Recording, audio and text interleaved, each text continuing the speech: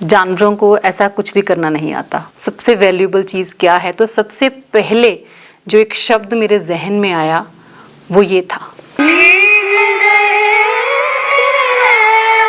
Emotional लोग बस emotional होते हैं।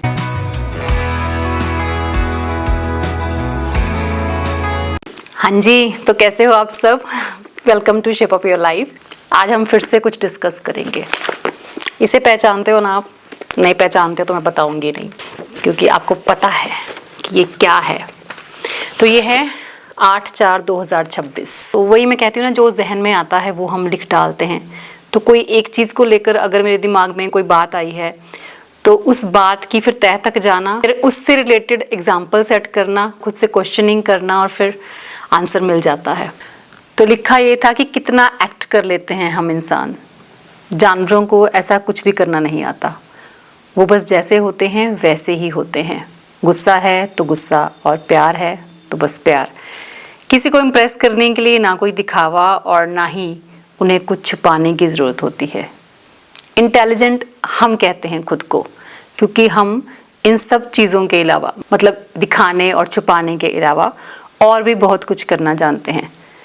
इंटेलिजेंट तो हैं हम, नो डाउट, पर क्या प्योर भी हैं? और क्या प्योर हुए बिना जीवन का अर्थ समझ आ जाएगा, या अर्थ समझे जाने की कोशिश किए बिना ही चले जाना चाहेंगे? खुद से पूछा जब मैंने एक सवाल कि तेरे लिए सबसे वैल्यूएबल चीज़ क्या है, मतलब मटेरियल और रिलेशंस को छोड़कर, उसके अलावा सबसे वैल्यूएबल चीज़ क्या है, तो सबसे पहले जो एक शब्द मेरे जहन में आया वो ये था, सेल्फ रिस्पेक्ट। इसी के ऊपर बात करनी है। इसी के अराउंड बहुत सारी चीज़ें जो हैं वो हमारे आसपास घूमती हैं। तो 5 M मैं निकाल के लेके आई हूँ कि कौन से ऐसे 5 M हैं जिनको अगर हम इग्नोर करें तो अपनी सेल्फ रिस्पेक्ट को बचा सकते हैं। दूसरा, सेल्फ इम्प्रूवमेंट कर सकते हैं। हम मोस्टली बात करते हैं सेल्फ इम्प्रूवमेंट की जब, या कुछ अपनी लाइफ में अचीव करने की, तो हम कहते हैं कि ये अपने जीवन में हमको ऐड करना है। आज हम बात करेंगे उन 5 M की जो हमको इग्नोर करने हैं सेल्फ इम्प्रूवमेंट के लिए। पहला M है माइंडिंग अदर्स टू मच। लोग क्या कहेंगे, उसके लिए भी पहले हम एक गाना सुनते हैं। कुछ रीत जगत की ऐसी है, हर एक सुबह की शाम में। तू कौन है, तेरा नाम है क्या? सीता भी यहाँ बदनाम है। फिर क्यों संसार की बातों से भीग गए तेरे नैना? कुछ तो लोग कहेंगे। कुछ तो लोग कहेंगे, लोगों का काम है कहना।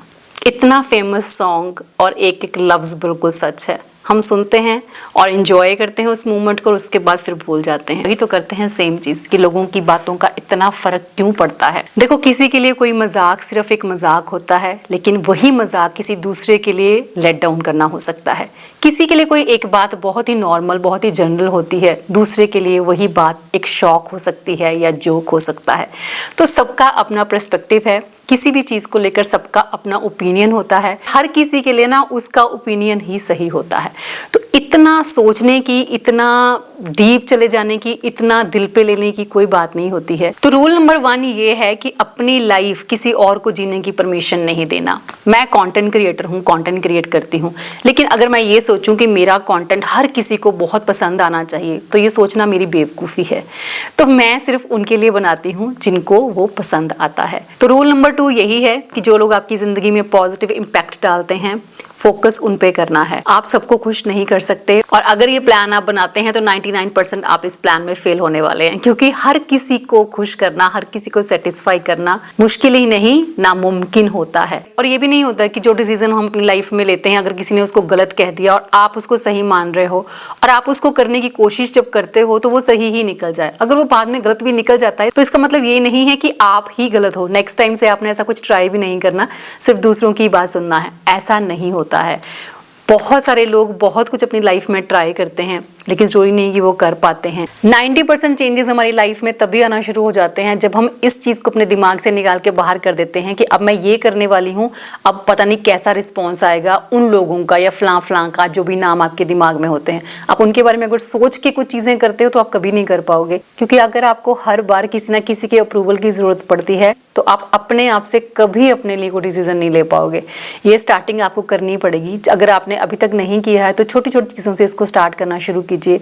लोग आपका मजाक भी बनाएंगे, लोग आपको लेट डाउन भी करेंगे, आपको टॉन्टबाजी भी करेंगे, but you have to try. अगर आप अपनी पर्सनैलिटी में डेवलपमेंट लाना चाहते हैं तो आपको खुद से वो रिस्क लेने पड़ेंगे। और दूसरी चीज़ जो आई थिंक हम सब में ही होती है, हमारी जनरेशन में तो है ही है, ये मार्टर सिंड्रोम बोलते हैं इसको। मार्टर सिंड्रोम का मतलब है कि मार्टर का मतलब वैसे ये होता है शहीद हो जाना। तो हम अपने आप को हमेशा शहीदों की कैटेगरी में ही रखते हैं कि जैसे हमें लगता है कि सब कुछ हम कर सकते हैं। मतलब मेरे 12 हाथ हैं, दूसरों के कंफर्ट के लिए मैं खुद को हमेशा अनकंफर्टेबल कर लेती हूँ। मतलब कहते हैं ना कि सेक्रीफाइस की मूर्ति, सिर से लेकर पैर तक इमोशन से भरे हुए हैं। कहीं एडजस्टमेंट करनी है तो हम करेंगे, कहीं सेक्रीफाइस करना है तो हम करेंगे। पर ये कोई बुरी चीज़ नहीं होती है। मैं ये कहती हूँ कि फ़क्र इस चीज़ का है कि मैं ऐसी हूँ, मैं दुनियादारी निभाना जानती हूँ, मैं काइंड हार्ट हूँ, मेरे दिल में दया भावना है। तो ये कोई बुरी चीज़ें नहीं हैं। कहते हैं ना कि मुझे फ़क्र है खुद पे और प्यार भी खुद पे तभी आता है, एटलीस्ट खुद को आईने में देखकर दिल शर्मसार तो नहीं हो जाता है। ये कुछ ऐसा गिल्ट नहीं है मन में कि हाँ ये कर सकती थी लेकिन अपने एटीट्यूड को आगे रखा और नहीं किया। तो वो सब चीज़ें नहीं हैं। गुरूर करो अपनी पर्सनैलिटी पे, हमेशा गुरूर करना चाहिए। मतलब कहीं डाउट रहे ना कि हाँ ये मैंने गलत किया है तो उसको एक्सेप्ट कर लेना, बस ख़त्म।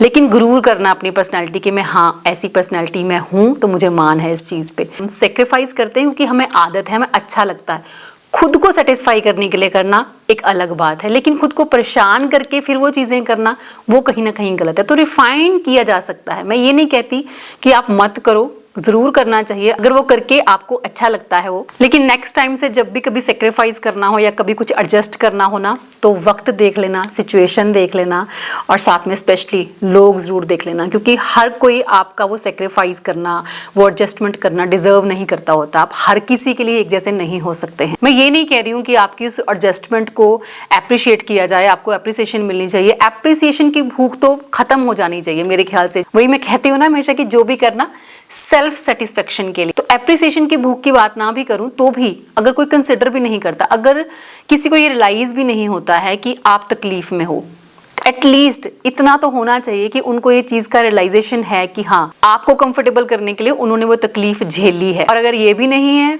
तो फिर आगे से आपको वो करने की ज़रूरत भी नहीं है जो आप ऑलरेडी कर रहे हो।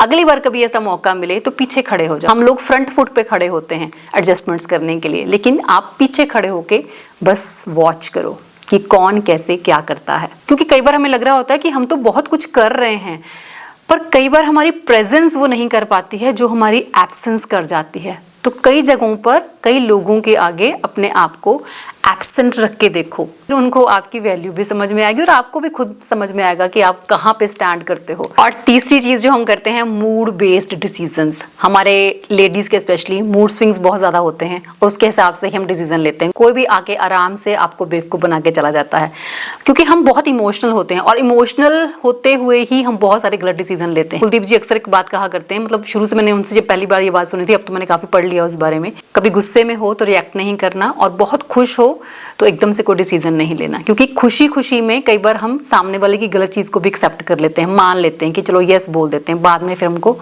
रिग्रेट भी होता है। ऐसे ही बहुत गुस्सा आ गया, सामने वाले ने उकसा दिया या उनके एक्शन पे आपका रिएक्शन इतना ज़्यादा आ गया कि बाद में आपको फिर रिग्रेट होता है, क्योंकि एक बार शब्द निकल जाते हैं ना, कई बार वो जहन में रह जाते हैं, हमारे रह जाते हैं तो सामने वाले के भी रह जाते हैं। तो मूड बेस्ड जो डिसीजन होते हैं ना, उनको चेंज करने के लिए कुछ टेक्निक्स होती हैं। जैसे मैं हमेशा ही जब मैं गुस्से में होती हूँ तो मैं शांत हो जाती हूँ, चुप हो जाती हूँ। सामने वाले को कई बार समझ नहीं आ रहा होता कि अब अच्छा, फिर रहना भी मुझे इतना नॉर्मल होता है कि सामने वाले को पता भी नहीं चलता कि मैं नाराज़ हूँ या नहीं हूँ। वो चीज़ें अपने आप को ही तंग कर रही होती हैं, लेकिन वही कि सामने नहीं दिखाना कि मुझे गुस्से में रिएक्ट नहीं करना। गुस्से में हमेशा हम गलत ही बोलते हैं।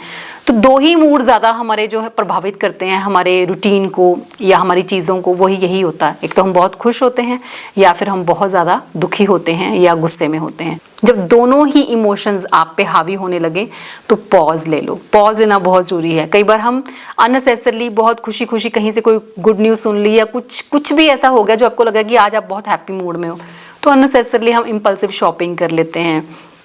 या बच्चा काफ़ी टाइम से कुछ चीज़ मांग रहा था, आपके बजट के अंदर नहीं है, लेकिन पता नहीं क्यों आप खुश हो आज, तो आपने उसको बोल दिया कि हाँ ठीक है तू ले ले, कोई बात नहीं, दिला दिया, बाद में फिर रिग्रेट हो रहा है। आज बहुत ज़्यादा जोश आ गया है, एक्साइटमेंट इतनी ज़्यादा हो गई है कि एकदम से वर्कआउट करना शुरू कर दिया है, और सेकेंड डे जब मूड चला गया तो फिर हमने कैंसिल कर दिया। तो मूड के साथ नहीं, डिसिप्लिन के साथ अपनी चीज़ें करनी है।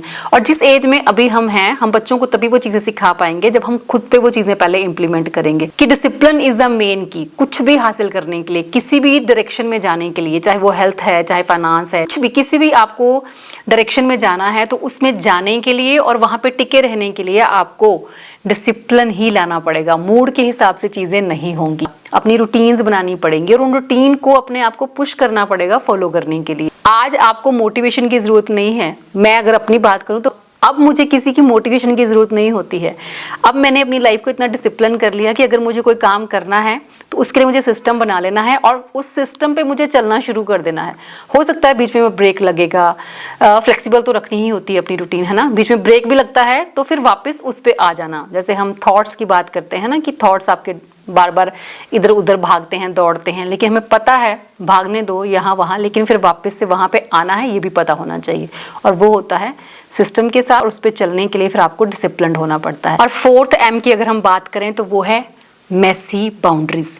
अक्सर आपने मुझसे सुना होगा हेल्दी बाउंड्रीज के बारे में, तो वहीं से ये शब्द निकल के आता है मेसी बाउंड्रीज। क्योंकि हेल्दी बाउंड्रीज जब हमें सेट करना नहीं आता, हम कंफ्यूज रहते हैं, तो हम बाउंड्रीज को मेसी कर देते हैं। क्योंकि कभी हम किसी चीज़ को लेकर हाँ बोलते हैं, उसी चीज़ को लेकर फिर हम ना बोलते हैं, क्योंकि हम कंफ्यूज होते हैं, खुद ही हम डाउटफुल होते हैं कि हमें ये करना चाहिए कि नहीं करना चाहिए।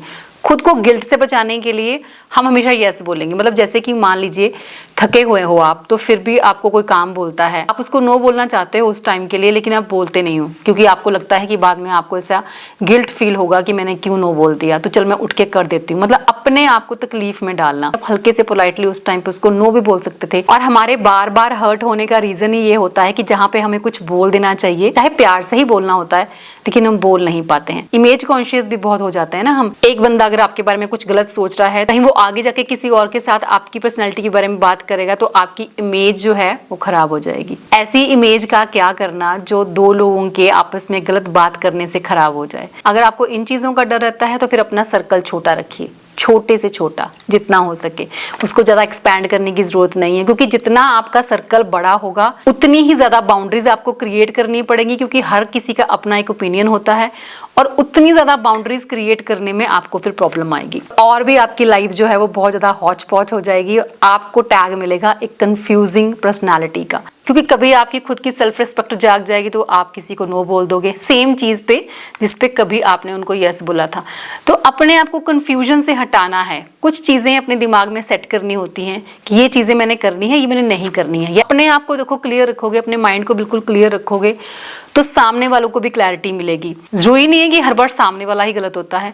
आपके एक्शंस कई बार समझ में नहीं आते हैं, बहुत कंफ्यूजिंग होते हैं, तो सामने वाले को क्लैरिटी नहीं मिल पाती और वो आपका एडवांटेज लेता है। आजकल बहुत प्रैक्टिकल लोग हैं, बहुत प्रैक्टिकल दुनिया है, हर कोई उतना प्रैक्टिकल नहीं हो सकता। और मैं बिल्कुल नहीं कहती कि इमोशनल लोग बेवकूफ़ होते हैं। इमोशनल लोग बस इमोशनल होते हैं। लोग उनका एडवांटेज ले जाते हैं, उनका फ़ायदा ले जाते हैं और उनका मजाक भी बना जाते हैं। इसलिए ज़रूरी है कि दूसरों को ब्लेम करने से पहले आप हेल्दी बाउंड्रीज बनाना सीखें। और वो हेल्दी बाउंड्रीज बनाने के लिए आपके माइंड में पहले कुछ चीज़ें खुद आपको क्लियर करनी पड़ेंगी, ताकि आप हर रिश्ते में ट्रांसपेरेंसी रख सकें और सामने वाले को पता हो कि आप इस टाइम पे हाँ बोलोगे या ना बोलोगे। लास्ट M है मिसिंग सेल्फ रिस्पेक्ट। वहीं पे आ गया सब कुछ घूम के जहाँ से हमने स्टार्ट किया था। सेल्फ रिस्पेक्ट का मतलब ये नहीं होता कि आपके अंदर बहुत सारा एटीट्यूड या ईगो भरी हो। पहले सेल्फ रिस्पेक्ट को समझना होता है। सबके लिए अच्छे रहना, सबके अच्छे से जो ड्यूटीज़ हैं आपकी वो पूरी करना, सबके हाथ प्यार से बात करना, सबकी रिस्पेक्ट करना, ये तो पहली आपकी पर्सनैलिटी होनी चाहिए। सेल्फ रिस्पेक्ट बाद में आती है। पहले ये पर्सनैलिटी आपकी अगर है तो आप अपनी सेल्फ रिस्पेक्ट को वैल्यू देना। अगर आपका टेंट्रम ऐसा है कि आप किसी की परवाह नहीं करते हो, तो सेल्फ रिस्पेक्ट वाली बात वहां पे आ ही नहीं सकती है। सेल्फ रिस्पेक्ट मतलब अपनी रिस्पेक्ट करना, अपनी वैल्यू करना।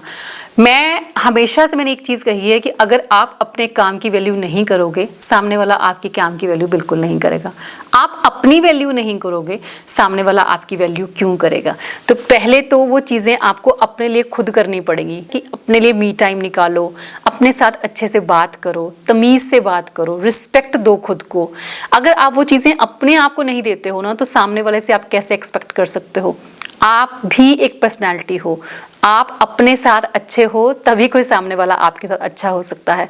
तो सेल्फ रिस्पेक्ट को कई बार हम साइड कर देते हैं क्योंकि हमारे सामने बहुत सारी और चीज़ें होती हैं, जैसे मैंने पहले भी बताया कि सेक्रीफाइस करना, एडजस्टमेंट्स करना, अननेसेसरली टायर्ड होते रहना, हर जगह पे हर टाइम अवेलेबल होना, सारी चीजें ना आपकी वैल्यू को कम कर देती हैं। लेकिन अगर आप सेल्फ रिस्पेक्ट का मतलब समझते हैं कि इसके साथ मैं कुछ नाजायज नहीं होने दूंगी, होता है ना कि आप सब कुछ बर्दाश्त करोगे, ओवर भी चले जाओगे कई बार बहुत सारी चीजों में, लेकिन जहां बात आ जाती है सेल्फ रिस्पेक्ट की, वहां पर आपसे कुछ बर्दाश्त नहीं होता, एक आपसे झूठ बर्दाश्त नहीं होता। सेल्फ रिस्पेक्ट के मायने समझने के लिए पहले आपको रिस्पेक्ट को समझना चाहिए कि जैसे आप चाहते हो कि लोग आपकी इज्जत करें, तो पहले वो इज्जत आपको दूसरों को देनी पड़ेगी। लेकिन हाँ, वो इज्जत दूसरों को देने के बावजूद भी अगर आपको वापस में वो 50% भी नहीं मिलती है, तो वहाँ पे सेल्फ रिस्पेक्ट हर्ट होती है। तो वहाँ पे आपको फिर एक्शन लेने की ज़रूरत पड़ जाती है, जो ज़रूर लेना चाहिए, चाहे स्टेप बैक लेके, चाहे स्पेस लेके, चाहे टाइम लेके, ताकि आपको भी मौका मिले और सामने वाले को भी मौका मिले एक बार फिर से सोचने का। अगर ये वीडियो आपको अच्छी लगी हो, इनमें से कोई पॉइंट ऐसे लगते हैं जो आपको उन पे वर्क करना चाहिए, तो आप ज़रूर स्टार्ट करो। कोई आपको चेंज करने के लिए नहीं आएगा आगे, और ना ही कोई एफर्ट लगाएगा, ना ही अपना टाइम देगा, ना ही अपनी एनर्जी देगा। ये सब चीज़ें आपको खुद के लिए खुद देनी पड़ेंगी। तो अगर वीडियो अच्छी लगी हो तो आपको पता है कि आपको क्या करना है। मैं मिलूंगी आपसे नेक्स्ट वीडियो में। Till then bye bye, take care and stay healthy.